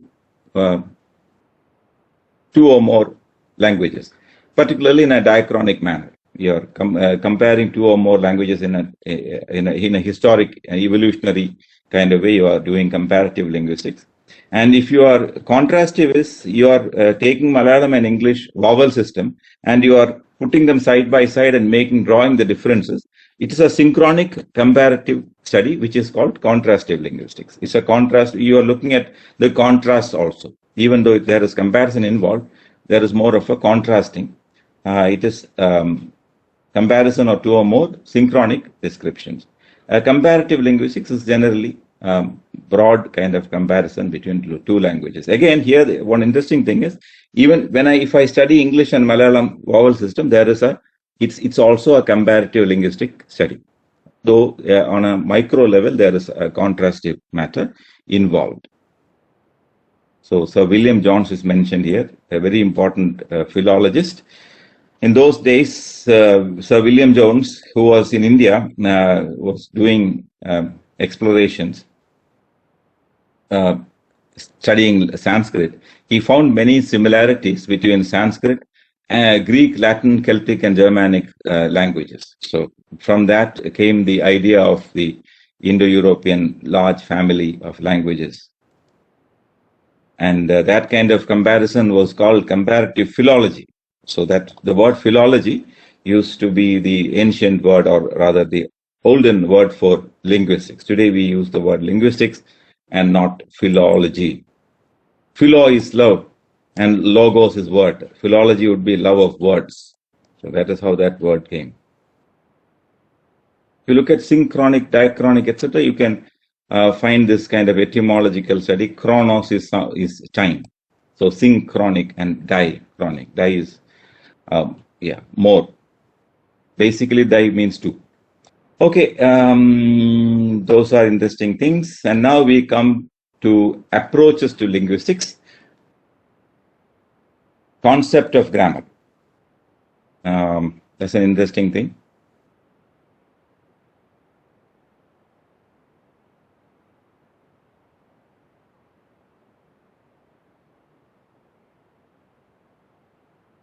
Okay. Approaches to linguistics. Broadly, we talk about the traditional grammar and what happens after that. Traditional approach to language study. And it's a rather vague word. What is traditional? Traditional grammar. This is here, when we talk about traditional grammar, we are talking specifically about English language. Malayalam language will have a different history in this aspect. We too had that. As I said, Malayalam language was supposed to, there was an attempt to Sanskritize Malayalam. So many of the Malayalam words we have been Sanskritized. And the original Malayalam word is now hardly visible. Jodi is a Sanskritized version of Chodi, for example.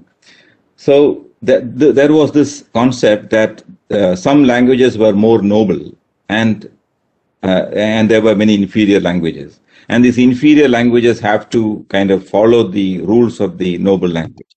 So that was there in India, that was there in Kerala, that was there in England as well. So Latin was considered to be an elite language, a kind of noble language. And English, which was essentially the mother tongue of the 99.99% people living in England in the 17th, 18th century, was considered to be inferior. It's very, very ridiculous to think of that. And there are many, people who talk about Shakespeare as an authority of English. In those days, English was not considered respectable. That's a funny thing. Though many writers were writing a lot in English, and that wealth is still there, English did not have much respect at that time. Among the scholars, they considered Latin and Greek to be very elitish languages. So in traditional grammar, until the early years of 20th century, I would say, or a little before that, English, even into the 20th century, maybe 1920, etc., English was studied in the same manner as they would study Latin. Latin was, so in traditional grammar, the emphasis was on the written language. The emphasis was on the written language. So that is why modern linguistics is very different. So far, we have been talking about linguistics. We have been talking about modern linguistics, post 1930s or something like that. So before that, linguistics was again very conservative, very, very prescriptive in its outlook. So the rules of traditional grammar were Latin-based, and scholars like Ben Jonson, who wrote the earliest treatise on grammar, were deeply learned in classical languages like Greek and Latin. So they were kind of apologetic to English, and they tried to make English more structured by giving it a grammar. There were grammar books in Latin and Greek, but there was no grammar book for English. So that was artificially created later by English philologists, so that English will also be a respectable language. And we in India very religiously follow these grammar books and get into deep trouble. So that is traditional grammar. So points to remember is traditional grammar were largely based on Latin, and Latin is a dead language. Latin rules are fixed because it doesn't change at all. English is a living language, Malayalam is a living language, so it is very difficult to fix the pronunciation or grammar or vocabulary of Malayalam, because the vocabulary of today will be redundant, and 10 years from now people may have different words for some of the words that we use now. Words die and new words come. Grammatical structures die and new structures come. Even pronunciation might change over time. That happens to living languages. But Latin, being a language that is not used for actual communication, just as Sanskrit is not used for actual communication, just as Hebrew is not used for actual communication, just as Syriac is not used anywhere for actual communication, those languages will be fixed. They will have fixed rules, they will not change in any manner. Particularly in the texts that we have, which are scholarly texts, the language will be a kind of standard thing. And when we apply the rules of these to a living language like English, we get into trouble, and we do not benefit from that. That is what is happening. So they were focusing on these dead languages, the rules and structures of these Latin and Greek, etc. And again, they were also looking at the written language. So they gave a lot of emphasis on grammar, on the written aspect, and they stressed on rote learning, and they did not accept any language variety. And here there's another important point that Dr. Murali has put into the material. Traditional grammar overlooked the distinction between the notion of form, function, and meaning. What are form, function, and meaning? Form is the shape or the morphological aspect of a word. The formal thing. It can be syntactic also. Rama had his supper. The appearance of these words, Rama had his supper, the appearance of these words is the formal aspect, or what we call grammar of it. But the function it performs might be different. I'll give you another example. I'm saying that, so suppose, imagine, unfortunately, we are all sitting in different parts of the district, or maybe even beyond that. Suppose we were all in the same room, and I am saying how hot it is. So many of you would remain the same. You would sympathize with me. Oh, he is feeling very hot. What can we do? But a couple of you might think, wonder if what I said might have another meaning. The form of my utterance is how hot it is. It is an exclamatory sentence. That is the formal feature of that sentence. But I might imply that it's very hot and I want to go out. I want to stop the class. Maybe that is the significance I have. That is a function of this sentence. Something that Chomsky would later call the deep structure of that sentence. I could also mean that it may be a request asking you to switch on the fan. So some of you might understand that and would volunteer to switch on the fan. My statement was how hot it is. The impact is someone understands that sir wants to leave the room. Some people understand that he wants the fan to be turned on. And again, in another context, the same sentence, how hot it is, exclamatory sentence, could have the meaning of, can you open the windows so that more air will come in? So that's the difference between form and function. A statement that I make could have a formal feature, which is a surface structure. Deep within it could serve many functions. So the same formal feature could have many functions. So the functions could be different. That is the form and function. So today we talk about functional grammar. And people who write the functional grammar text also do not have a clarity about what function they are serving. That is why these functional grammar books do not seem to be very helpful to us. And then we have meaning, the essential meaning ultimately that is conveyed, or whether, if at all, essential meaning exists, whatever. So form, function, and meaning are important.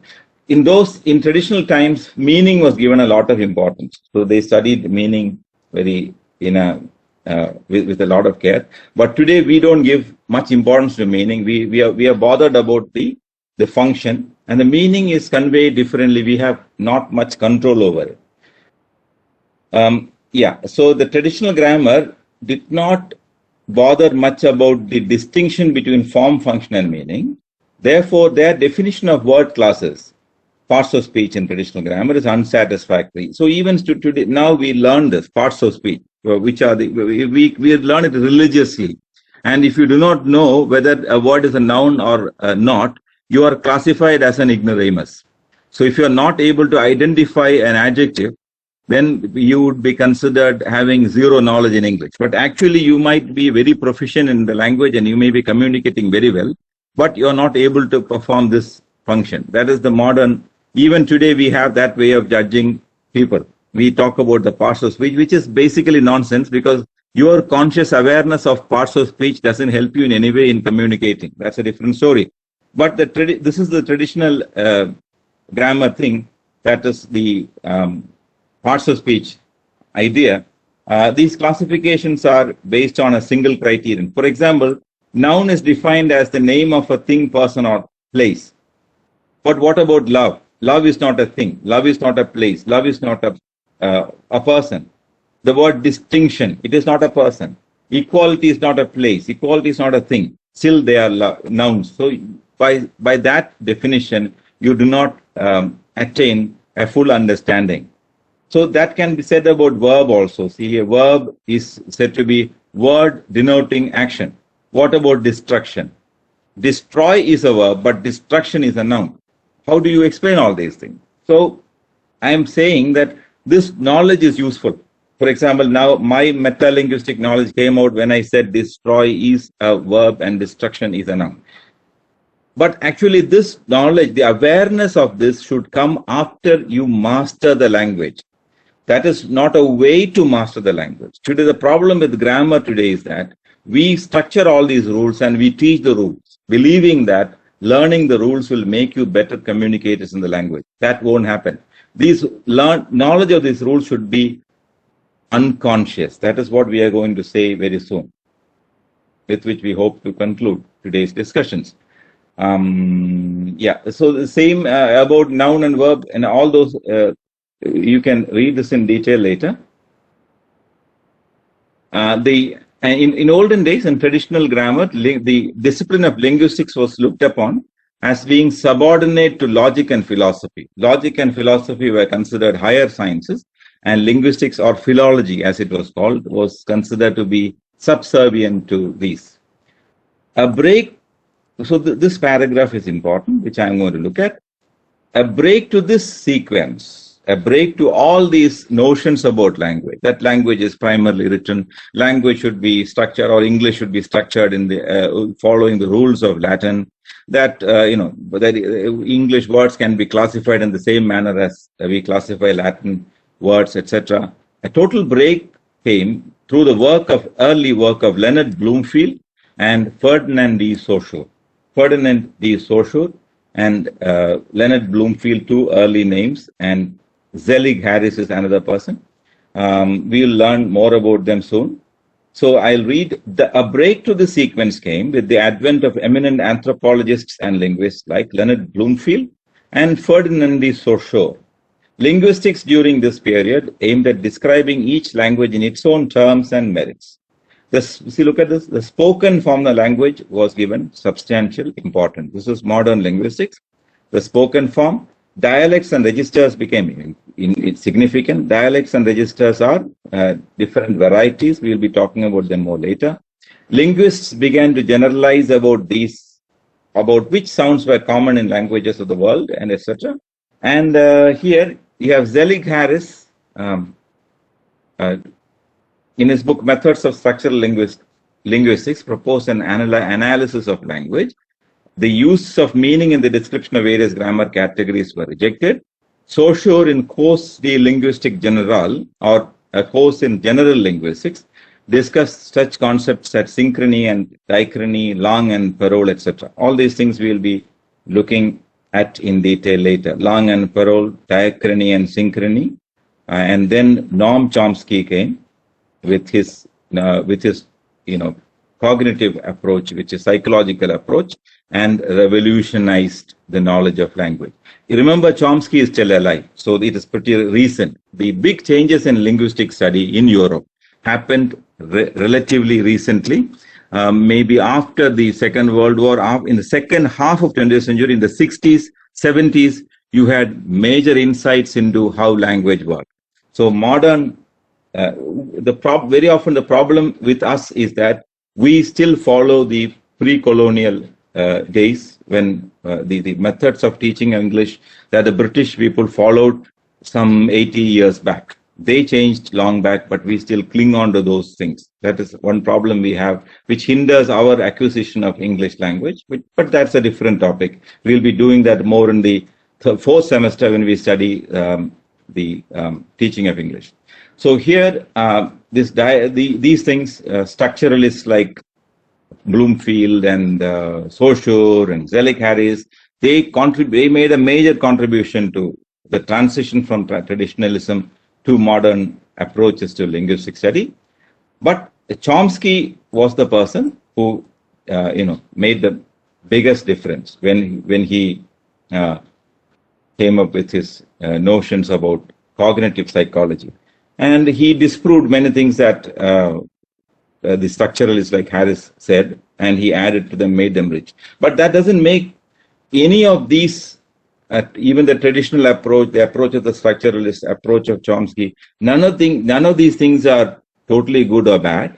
We are interested in this as objective, impartial scholars, and we will make use of all this knowledge, accept what is acceptable, which has been tested by time, and reject those things which did not stand the test of time. I think we will conclude very quickly with a few more very important points, just points. I'm not interested in what went wrong. When I make a wrong statement, you correct me. I am only bothered about correcting myself and seeing that next time I use the right sentence so I get the right impact. I am not worried about the exactly what happened. That is how it generally works in language. You make a wrong statement, you hear somebody saying the right statement and having the acquired effect, the desired effect, and you change accordingly. That is how you make mistakes and then you correct. You don't always need the detailed linguistics. So in English, unfortunately, when you make a mistake, you expect somebody to tell you what exactly went wrong. Like saying that, see, you should have used the present perfect structure there. You have forgotten to use the infinitive there. That is the passive form. This kind of meta-linguistic knowledge is expected, which is what has led us in the wrong path for long. Your knowledge is tacit. It is unconscious. It is implicit. It is hidden in your brain. You need not know exactly what happened. Who should know that? A linguist should know that. A specialist in the area should know what went wrong, because that is his area. A normal human being, two normal human beings trying to communicate in English need not have that meta-linguistic knowledge to explain what went wrong. That kind of a knowledge is not expected from you. When we try to learn Hindi, we wouldn't do that. When we try to learn Tamil, we wouldn't do that. But when trying to learn English, we still do that because the traditional grammar still hangs around in our environment a lot. That is why we are worried about it much. So explicit knowledge and tacit knowledge. Explicit is when you are able to explicitly tell others how language works. That is a useful information, but you don't need that. An ordinary speaker doesn't need that. For example, suppose I am a mechanic. I work with cars and machines, and I work in Canada. And what do I need? I don't need to have the ability to say why a sentence is right and wrong. My only need is to say the right thing so that my customers are happy. So after I make a mistake, I see a frown on the customer's face. I'm alert, and next time I hear somebody else speak the same context, I pick up, I correct, and I work like that. I don't need a teacher to tell me, here you have used the wrong tense. That kind of word is not needed for me. But who needs explicit knowledge of grammar? A grammarian, an English language teacher needs that. An English language student also needs that. but not a botany student or a commerce student. Everybody needs to speak English correctly without mistakes, but the knowledge of how language works and the ability to talk about language is a totally different thing. That is explicit and tacit knowledge of thing. And then the difference between utterance and sentences. Sentences are the written kind of correct thing that you talk about. And utterances are actual things that happen in life. You make many utterances, and all these utterances need not be logical sentences. And for example, here, officers is busy with work is an utterance. So when you correct it, it becomes officers are busy. Basically, utterances and sentences are the same, but here a difference is drawn so that we'll understand it better. So all these sentences that we make in our speech can be said to be utterances, and all need not be acceptable or grammatical. And this takes us to linguistic competence and linguistic performance. Our knowledge of the language is our competence, which may be much more than our ability to perform. So I would say everybody who are attending this program and most of the educated people in Kerala have a reasonably high linguistic competence in English. But on performance level, you have problem. Actually, that is a minor problem. If you have the right approach, you can easily rectify that and become good performers in English. But our many notions prevent us from attaining that, but we will look at them later. So Chomsky was a person who drew the distinction between linguistic competence and linguistic performance. So the theory of linguistic competence is what we call grammar of the language. So that the competence is the underlying rules. Again, the implicit silent kind of thing. And performance is the real avishkar of that knowledge. A theory of performance describes the psychological processes involved in using one linguistic competence. One's linguistic competence. Yeah. So that is all. I think we'll conclude for today. There is a lot of thunder going on. So this is basically an introduction. And the next day we will be looking at structuralist people, and then we look at Chomsky, etc. in detail. And if you have any questions, there is thunder going on, and I think you also are experiencing it, which might blow up your machines. So we'll conclude now. If you have any questions, you can type in the chat box.